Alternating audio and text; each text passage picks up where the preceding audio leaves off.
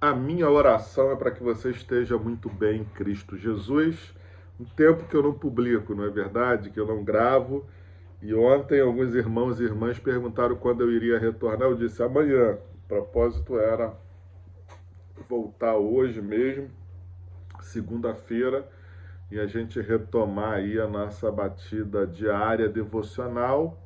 Eu estava num período de descanso criativo, né? O meu canal tem 137 vídeos, então produzi bastante, mas eis-nos aqui novamente. Para hoje, a gente ontem pregou em Tiago, e eu quero continuar em Tiago, capítulo 1, versos de 13 a 15, que diz assim: Ninguém ao ser tentado diga, sou tentado por Deus, porque Deus não pode ser tentado pelo mal e ele mesmo não tenta ninguém. Ao contrário, cada um é tentado pela sua própria cobiça, quando esta o atrai e seduz. Então a cobiça, depois de haver concebido, dá à luz o pecado, e o pecado, uma vez consumado, gera morte. O processo do pecado, da instalação do pecado na nossa vida é o mesmo, sempre, desde lá de Adão e Eva. É a sedução a partir de um desejo, né? Satanás coloca em nós um pensamento, muitas vezes a gente procura, é verdade, mas o inimigo usa muito disso, e esse pensamento puxa aquele desejo que nós temos, que a gente chama de fraqueza também. E a gente é seduzido, então é uma sedução. Hoje com a internet, tantas outras coisas, a partir do que é a nossa cobiça, é lançada uma isca. A gente é seduzido por aquilo ali e a gente começa a duvidar.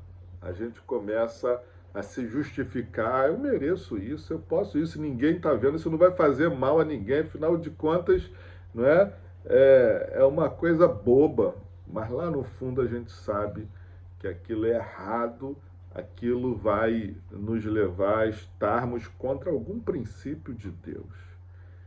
E esse processo, ele é repetido várias vezes na vida de muitas pessoas e muitas vezes nas nossas vidas. Só que a gente vê em toda a palavra de Deus que uma das obras que Jesus veio realizar é a libertação do pecado. Porque o pecado, como diz aqui, todo esse processo gera a morte, o verso de número 15 vai dizer. E aqui não só a morte física, mas a morte eterna, não é? Que é um tema polêmico aí do inferno, da perdição eterna, como também a morte emocional, conjugal, familiar. Então, meu irmão e minha irmã, a palavra de Deus nos mostra que nós fomos chamados por Cristo, libertos do pecado.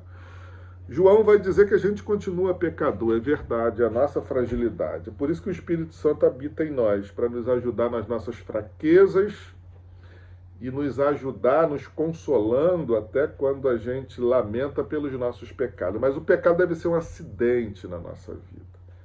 A gente não pode ter comprometimento com o pecado. Então, meu irmão, minha irmã, a palavra para você hoje encha o seu coração, a sua mente daquilo que é de Deus.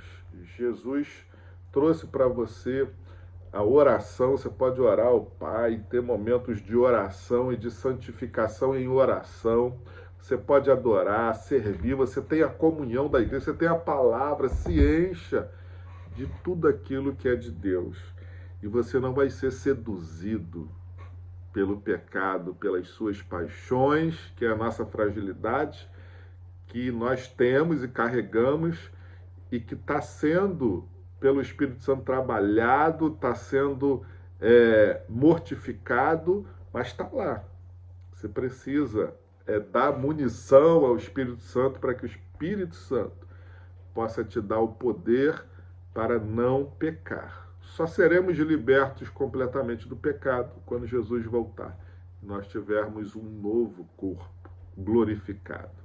Mas aqui nós podemos sim errar bem menos.